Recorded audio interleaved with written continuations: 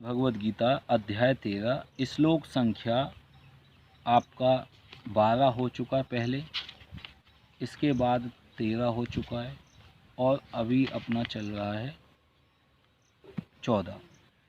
सर्वेन्द्रिय गुणाभासं सर्वेन्द्रिय विवर्जितम् असक्तं सर्वभृच्चैव निर्गुणं गुणभोक्तृ च।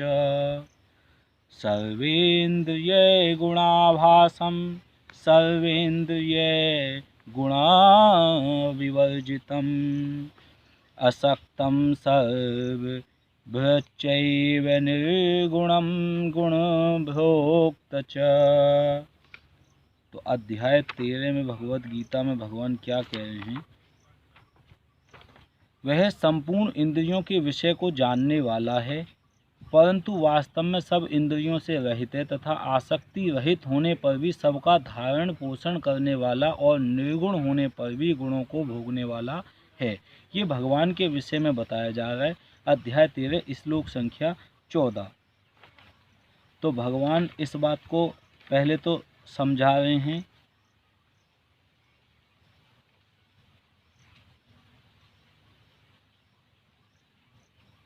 कि सर्वेन्द्रिय गुणाभासं सर्वेन्द्रिय विवर्जितम् असक्तं सर्वभृच्चैव निर्गुणं गुणभोक्तृ च। सर्व समस्त इंद्रियां, इंद्रियों का गुण, गुणों का आभासम मूल स्रोत, सर्व समस्त इंद्रिय, इंद्रियों से विवर्जितम विहीन, असक्तम अनासक्त, सर्वभृत प्रत्येक का पालन करता, च भी एव निश्चय ही निर्गुणम गुण विहीन, गुण भोक्तः गुणों का स्वामी, च भी परमात्मा समस्त इंद्रियों का मूल स्रोत है। सारी जितनी भी इंद्रियां हैं उन इंद्रियों के अंदर, चाहे 5 कर्म इंद्रियां हैं चाहे 5 ज्ञान इंद्रियां हैं, उन ज्ञान इंद्रियों कर्म इंद्रियों को चलाने वाले जो परमात्मा हैं, परम ब्रह्म हैं, वो मूल स्रोत हैं। यानी कि वहाँ से जो सोर्स है, एनर्जी का सोर्स है, वो परमात्मा है। परमात्मा ही उस एनर्जी को देते हैं, फिर भी वे इंद्रियों से रहित हैं। भगवान की कोई इंद्रियां नहीं है, सारी इंद्रियों को ऊर्जा वही दे रहे हैं। वे समस्त जीवों के पालनकर्ता होकर भी अनासक्त हैं। एक्चुअल में इस भगवद गीता में जो आपको ये गीता प्रेस गोरखपुर देखने को मिलेगी, इसमें ये श्लोक संख्या 14 है। यही श्लोक सर्वेन्द्रिय गुणाभासम सर्वेन्द्रिय विवर्जितम, ये सर्वेन्द्रिय गुणाभासम और सर्वेन्द्रिय विवर्जितम श्लोक संख्या 14 आ रहा है। अध्याय तो 13 है, लेकिन श्लोक संख्या 14 इसमें लिखा हुआ आ रहा है कि भगवान सर्व इंद्रियों के विषयों को जानने वाले हैं और वास्तव में सब इंद्रियों से रहित हैं। आसक्ति रहित होने पर सबका धारण पोषण करते हैं और निर्गुण होने पर गुणों को भोगने वाले हैं। यही आपको इस भगवद गीता में यथा रूप के अंदर श्रील प्रभुपाद जी के द्वारा इस्कॉन की भगवद गीता, इसमें स्वामी प्रभुपाद जी बता रहे हैं कि परमात्मा, इसमें श्लोक संख्या यही सेम श्लोक 15वें नंबर पर आ रहा है। सर्वेन्द्रिय गुणाभासम सर्वेन्द्रिय विवर्जितम श्लोक संख्या 15 है। तो भगवान कह रहे हैं इसमें परमात्मा समस्त इंद्रियों के मूलभूत हैं, फिर भी इंद्रियों से रहित हैं, समस्त जीवों के पालनकर्ता होकर भी अनासक्त हैं। वे प्रकृति के गुणों से परे हैं, फिर भी वे भौतिक प्रकृति के समस्त गुणों के स्वामी हैं। अच्छा, इसमें आगे जो इनका तात्पर्य प्रभुपाद जी ने बताया, बोली श्रील प्रभुपाद महाराज की जय। प्रभुपाद जी इस तात्पर्य को लिख रहे हैं और प्रभुपाद जी ने ये तात्पर्य स्वयं कृष्ण भगवान ने ही लिखा है कि यद्यपि परमेश्वर समस्त जीवों की समस्त इंद्रियों के स्रोत हैं, फिर भी जीवों की तरह उनके भौतिक इंद्रियां नहीं होती और भगवान की वास्तव में जीवों में जैसे आध्यात्मिक इंद्रियां होती हैं, लेकिन बद्ध जीवन में वे भौतिक तत्वों से आच्छादित रहती हैं। अतएव इंद्रिय कार्यों का प्राकट्य पदार्थ द्वारा होता है। परमेश्वर की इंद्रियां इस तरह आच्छादित नहीं रहती, उनकी इंद्रियां दिव्य होती हैं, अतएव निर्गुण कहलाती हैं। गुण का अर्थ है भौतिक गुण, लेकिन उनकी इंद्रियां भौतिक आवरण से रहित होती हैं। यह समझ लेना चाहिए कि उनकी इंद्रियां हमारी इंद्रियों जैसी नहीं होती, यद्यपि वे हमारे समस्त इंद्रिय कार्यों के स्रोत हैं।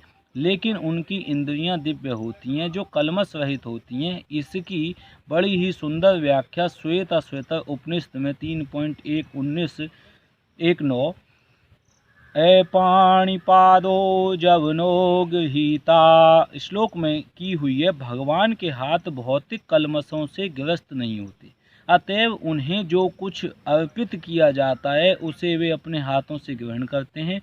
बद्ध जीव तथा परमात्मा में यही एक अंतर है। उनके भौतिक नेत्र नहीं होते, फिर भी उनके नेत्र होते हैं, अन्यथा वे कैसे देख सकते। वे सब कुछ देखते हैं, भूत वर्तमान तथा भविष्य। वे जीवों के हृदय में वास करते हैं और जानते हैं कि भूतकाल में हमने क्या किया है और अब क्या कर रहे हैं और भविष्य में क्या होने वाला है। इसकी पुष्टि भगवद गीता में हुई है। वे सब कुछ जानते हैं किंतु उन्हें कोई नहीं जानता।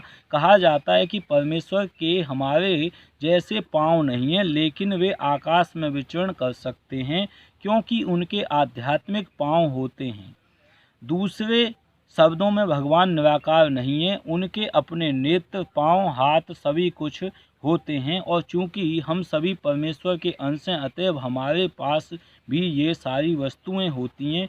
लेकिन उनके हाथ, पाँव, नेत्र तथा अन्य इंद्रियां प्रकृति द्वारा कलमशग्रस्त नहीं होती। भगवत गीता से भी पुष्टि होती है कि जब भगवान प्रकट होते हैं तो वे अपनी अंतरंगा शक्ति से यथारूप में प्रकट होते हैं। वे भौतिक शक्ति द्वारा कलमशग्रस्त नहीं होते क्योंकि वे भौतिक शक्ति के स्वामी हैं। वैदिक साहित्य में हमें पता चलता है कि उनका सारा शरीर आध्यात्मिक है, उनका अपना नित्य स्वरूप होता है जो सच्चिदानंद विग्रह है। वे समस्त ऐश्वर्य से पूर्ण हैं, वे सारी संपत्ति के स्वामी हैं और सारी शक्ति के स्वामी हैं। वे सर्वाधिक बुद्धिमान तथा ज्ञान से पूर्ण हैं। ये भगवान के कुछ लक्षण हैं। वे समस्त जीवों के पालक हैं और सारी गतिविधि के साक्षी हैं। जहाँ तक वैदिक साहित्य से समझा जा सकता है, परमेश्वर सदैव दिव्य हैं। यद्यपि हमें उनके हाथ, पांव, सिर, मुख नहीं दिखते, लेकिन वे होते हैं और जब हम दिव्य पद तक ऊपर उठ जाते हैं तो हमें भगवान के स्वरूप के दर्शन होते हैं।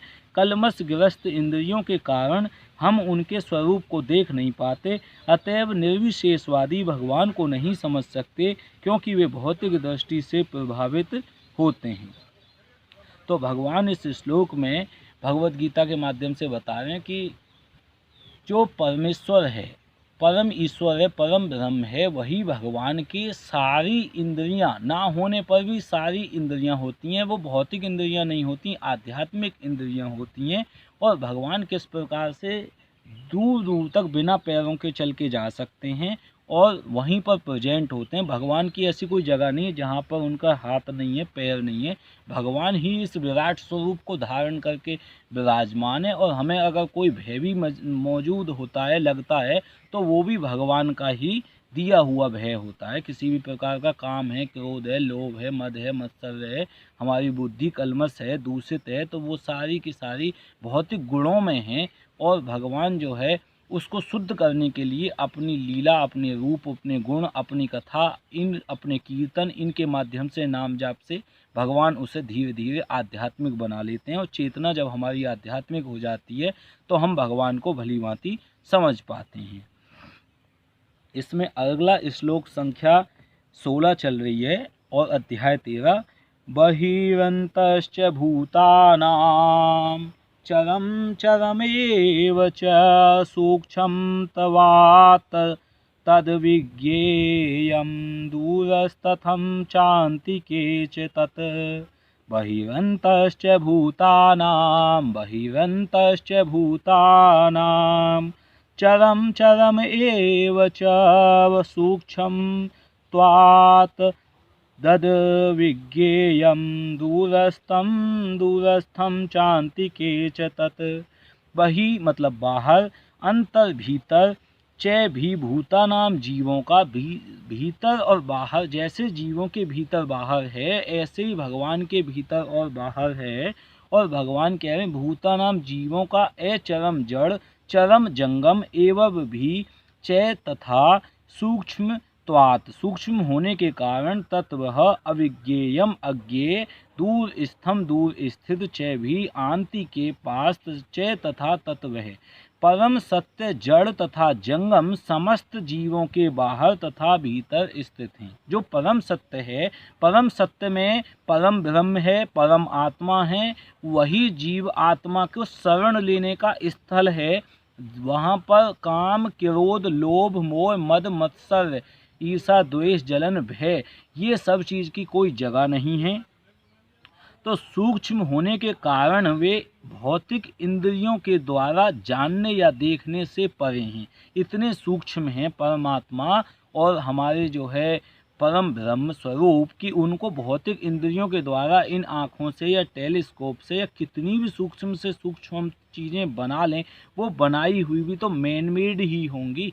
आदमी के द्वारा, इंसान के द्वारा बनाई हुई किसी भी वस्तु से हम परम ब्रह्म परमात्मा को नहीं देख सकते, क्योंकि इन आँखों की एक सीमा है, इनकी एक लिमिटेशन है, बाउंड्री है, इनकी ये बाउंडेशन है। और भगवान जो हैं वो अनलिमिटेड हैं, उनका कोई बाउंडेशन नहीं है। तो भगवान अनंत हैं और उस अनंत को हम सीमित के द्वारा कभी नहीं देख सकते। तो इस प्रकार से भगवान कह रहे हैं कि जो सूक्ष्म होने के कारण वे भौतिक इंद्रियों के द्वारा जानने या देखने से तो परे हैं। सूक्ष्म इतने हैं कि उन्हें कोई देख नहीं सकता इन आँखों से और समझ नहीं सकता इस बुद्धि से। यद्यपि वे अत्यंत दूर रहते हैं, किंतु हम सबके निकट भी हैं। भगवान हमारे बहुत निकट हैं। बहिरन्तश्च भूतानां अचरं चरम एव च सूक्ष्मत्वात् तद् विज्ञेयं दूरस्थं चान्तिके च तत् श्यामा प्यारी कुंज बिहारी जय जय श्री हरिदास दुलारी। श्यामा प्यारी कुंज बिहारी जय जय श्री हरिदास दुलारी। तो प्यारे भक्तों, इसमें वैदिक साहित्य, तात्पर्य श्रील प्रभुपाद के द्वारा, श्रील प्रभुपाद महाराज की जय। वैदिक साहित्य से हम जानते हैं कि परम पुरुष नारायण प्रत्येक जीव के बाहर तथा भीतर निवास करने वाले हैं। हमारे भीतर भी वही निवास कर रहे हैं और बाहर भी वही निवास कर रहे हैं। और वे भौतिक तथा आध्यात्मिक दोनों ही जगतों में विद्यमान रहते हैं। भौतिक और आध्यात्मिक दोनों ही जगत में विद्यमान रहते हैं। यद्यपि वे बहुत दूर हैं, फिर भी वे हमारे निकट रहते हैं। वे वैदिक साहित्य के वचन हैं। आसीनो दूरम व्रजति शयानो याति सर्वतः। कठोपनिषद 1.2.21 में भगवान बता रहे हैं, चूँकि वे निरंतर दिव्य आनंद भोगते हैं, अतएव हम यह नहीं समझ पाते कि वे सारे ऐश्वर्य का भोग किस तरह करते हैं। और हम इन भौतिक इंद्रियों से न तो उन्हें देख पाते हैं न समझ पाते हैं। अतः वैदिक भाषा में कहा गया है कि उन्हें समझने में हमारा भौतिक मन तथा इंद्रिय असमर्थ है, किंतु जिसने भक्ति में कृष्ण भावना मृत का अभ्यास करते हुए अपने मन तथा इंद्रियों को शुद्ध कर लिया है, वह उन्हें निरंतर देख सकता है। ब्रह्म संहिता में इसकी पुष्टि हुई है कि परमेश्वर के लिए जिस भक्त में प्रेम उपज चुका है, वह निरंतर उनका दर्शन कर सकता है। और भगवत गीता में 11.54 में इसकी पुष्टि हुई है कि उन्हें केवल भक्ति द्वारा देखा समझा जा सकता है। भक्त्या त्वनन्या शक्यः श्यामा प्यारी कुंज बिहारी जय जय श्री हरि।